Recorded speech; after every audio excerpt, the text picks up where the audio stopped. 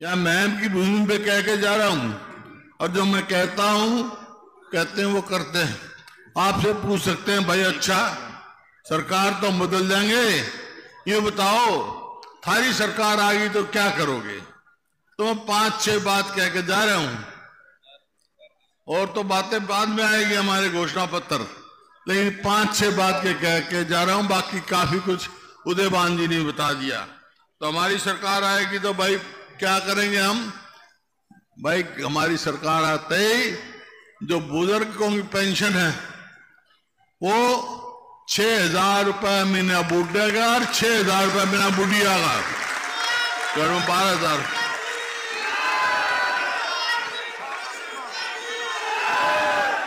सुनो सुनो, और भाई एक जो है सबसे कष्ट की बात होती है, खेत का ट्यूबवेल का तो बिजली का बिल में कर गया था 10 पैसे यूनिट, लेकिन गरीब आदमी को बिजली का खर्चा बहुत परेशान करता है। तो भाई 300 यूनिट फ्री बिजली देंगे हम 300 में। और ये हमारी बहन बेटियां बैठी है भाई, आजकल कोई लाकड़ियां पे तो रोटी पोता नहीं, गैस का ले आए सिलेंडर जब हमारी सरकार थी तो 400 रुपए का भाव था, अब हो गया 1000 से ऊपर। लेकिन हमारी सरकार आ गई तो आज कह रहा हूं जैसे राजस्थान में कर दिया था ना, 500 रुपए से ज्यादा सिलेंडर की कीमत नहीं होगी। और इस सरकार ने, हरियाणा सरकार ने 2 लाख जो पक्की नौकरी खाली छोड़ रखी, लगाए नहीं, वो एक और बना रखा है कौशल रोजगार निगम। उसमें ना रिजर्वेशन, ना पक्की, ना पेंशन। इधर लाओ अगले देख भी नहीं बात काट दो। युवाओं के भविष्य से खिलवाड़ की जा रही है, जो कर अग्निपथ है, कोई मतलब नहीं उसका।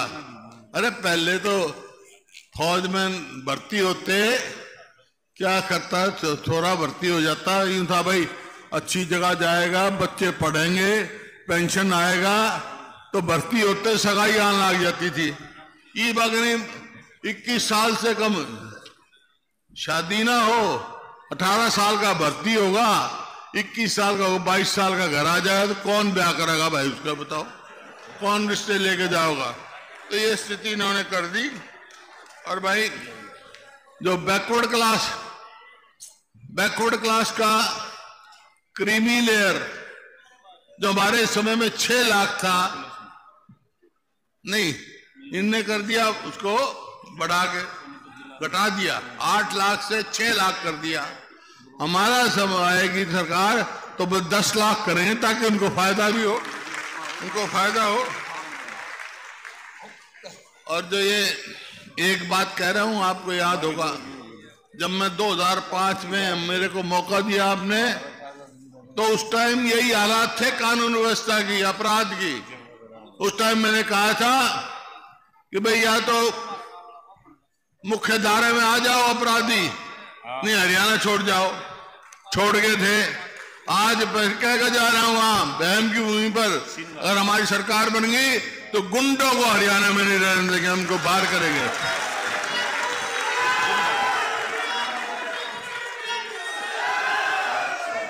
और ये पोर्टल चला रखे हैं, मेरी फसल मेरा ब्यौरा। अरे यही तो मंडी है, यही किसान है। जब फसल आ जाती थी तो भाई मंडी में सीधा आता है, एमएसपी लेकर आ जाता। ये बाट देखेगा कब नंबर आओगा, पोर्टल में नंबर आओगा। ये सब बेकार के पोर्टलों का हम खत्म करेंगे। किसान की कहते दुगनी आमदनी करेंगे। आमदनी का दुगनी करी, लागत कर दी। क्या भाव डीजल का था उस टाइम, क्या भाव खाद का था, क्या भाव आज कीटनाशक दवाइयों का है। लागत तो दुगनी कर दी, आमदनी कहां से दुगनी होगी? तो ये है भाई। और गरीब आदमी भाई, गरीब आदमी के 100-100 गज के प्लॉट दिए थे हमने, 4 लाख के करीब। एक किसी को मिला तो बता दो 9-9.5 साल में, तो भाई वो फिर 100-100 गज के प्लॉट देना शुरू करेंगे, हम वो लागू करेंगे हैं। हाँ। और कर्मचारियों का ओल्ड पेंशन लागू स्कीम करेंगे कर्मचारियों के लिए, और गरीब आदमी में मकान बनाने का भी काम हम करेंगे भाई।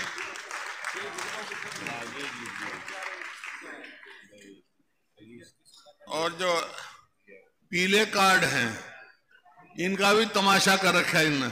हर गरीब आदमी का पीला कार्ड बनवाओगे, हर आदमी का जो है, ताकि सबको भरा लाभ हो। ये क्या इन्होंने तमाशा कर रखा है। और भाई खिलाड़ियों का पदक लाओ, पद पाओ, वो नीति चालू कराएंगे ताकि हमारे बच्चों का भविष्य बढ़े, आगे बढ़े, पक्की नौकरी दे। कर ये बातें हैं, लेकिन अब करूंगा मैं अपनी और आपकी बहन की बात।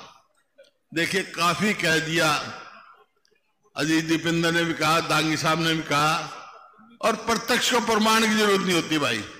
आज जो मैं यहां खड़ा हूं, मैं सांसद भी रहा, आपकी सेवा का मौका भी मिला। अगर मैं इस स्थिति में पहुंचा हूं तो मैं कोई नहीं संकोच कह सकता हूं, उसमें महम का सबसे बड़ा हाथ है भाई। कैसे है? क्योंकि 91 में जब मैं चुनाव लड़ रहा था, तो पहले तो दांगी साहब पे जो जिस प्रकार से यहाँ बैसी गांव में मैं आया, जब लाश पड़ी थी, वो दिन मैं याद नहीं कराना चाहता। मेरे को तकलीफ थी उस टाइम, इतनी जाति हो रही है। तो खैर चुनाव आया 91 का, मेरे से राजीव गांधी जी ने पूछा। उससे पहले जब महम का हुआ, तो एक बात बताना चाहता हूं कि आज कांग्रेस के नेता है राहुल गांधी। उस समय राजीव गांधी आए थे, इनके पिताजी, और राहुल गांधी साथ थे। उन्हें देखा महम में क्या हुआ था। तो ठीक है, तो ये सब मालूम है, प्रत्यक्ष को प्रमाण की जरूरत होती। तो मैं तो ये कह रहा हूं भाई, 91 का चुनाव आया, तो इस वास्ते मैं कह रहा हूं, उसमें सबसे बड़ी जीत महम हल्के ने दिवाई थी मेरी, और वही कारण जीत का बना था भाई, वही कारण जीत का बन गया। तो आज फिर वही मौका आ रहा है। आप में शक्ति है, बदलाव की शक्ति है आप में, वही समय आया है। अगर आप चाहते हो कि आपका भविष्य हो, उज्जवल हो, आगे जाए, तो भाई एक बात कह के जा रहा हूं मैं, ये चुनाव आएगा पहले पार्लियामेंट का, बाद में असेंबली का आएगा। असेंबली में जब बात बनेगी, जब पार्लियामेंट में जीत जाओगे, समझे नहीं, अपनी सरकार बनानी।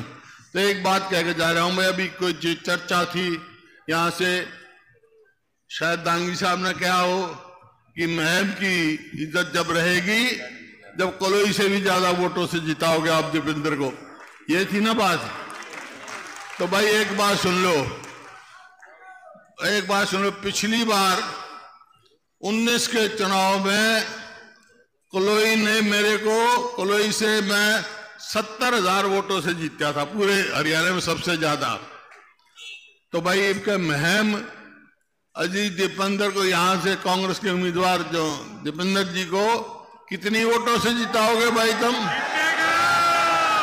1 लाख से। तो 1 लाख से जीत जाओ, जिता दियो भाई यहां से।